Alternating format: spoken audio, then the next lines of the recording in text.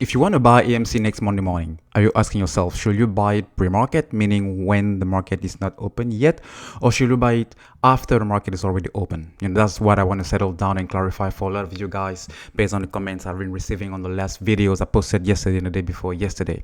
So what you need to know, guys, is first, pre-market means the stock market is not open yet, but there are a couple of hours prior to the stock market opening at 8:30 Central Time.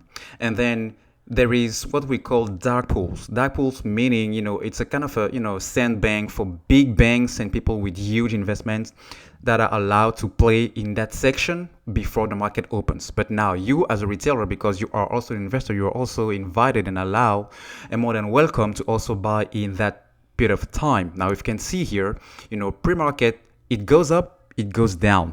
Pre-market is not only going up and it's not only going down. Now, keep in mind that pre-market doesn't necessarily translate into what the market is going to look like or what the stock price is going to trade intraday. Now, AMC started at 1431 last Friday. So it dipped pretty good, to probably 12.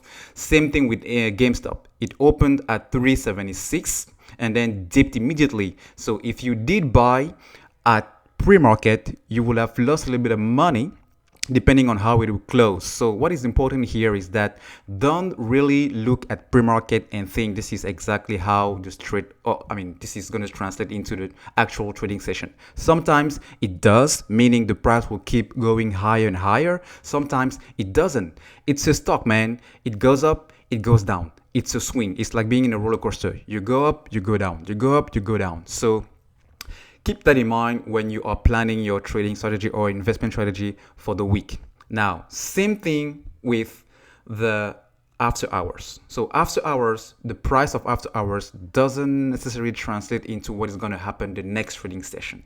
I know a lot of people and close friends who bought pre-market and got burned because they bought at 20, and then the stock price never reached 20 again, never ever since it did touch on Wednesday. So be really careful about that, guys. Now, let me know in the comment section, have you been burned if, you bought a pre-market and then you made a huge gain or you made a huge loss, or, if you've been able to recover based on the fact that the stock recovered during the intraday session. Let me know in the comment section if you did burn or no during the pre-market. All right, now about the open. Now, when the market does open at 8:30 Central or 9:30 Eastern, since the pre-market doesn't necessarily translate into what's going to happen into the trading session, you can wait to see how the trading session will actually go, how the first hour or the first 5 minutes or the first minute is gonna develop. So when you are buying at open, it means you are buying when the stock exchange is already opening. So when we are actually seeing the real orders translating into the share price intraday for the trading session. That's the difference between pre-market and at open. And again, guys, the fact that you bought at open, it doesn't mean that it will go higher and higher, or it doesn't mean that it will go lesser and lesser. It does mean that, you have a price, and then based on when you bought it and depending how the stock will trade, going up and down, again, it's a roller coaster. It will go up, it will go down during the intraday, depending on, the battle between the buying pressure and the selling pressure. Now, I want to clarify that because it will really impact or affect, your cost per share, your average cost per share. Now, depending on whether you want to double down, whether you want to average up or you want to average down, this is something that's really important to know and to keep into consideration before actually, putting in your orders within your trade platform. Because let's say you bought at 20 and then the stock is averaged now at 13. It means you are losing $7 per share. That's a lot, even though you just put $100 into the trade.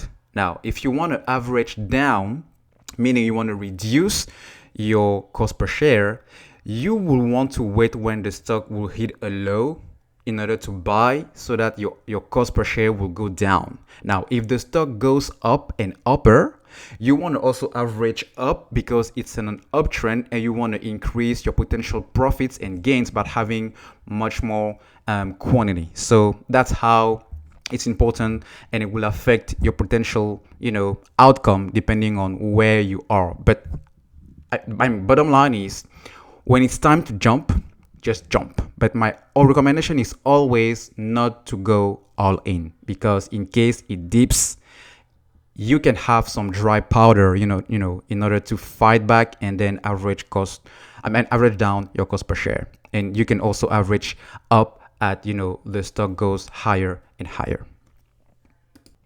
All right, guys, if you find this video helpful, if you find that the information is valuable to you, please smash that like button and do subscribe to the channel. Thank you, guys. Take care. Bye.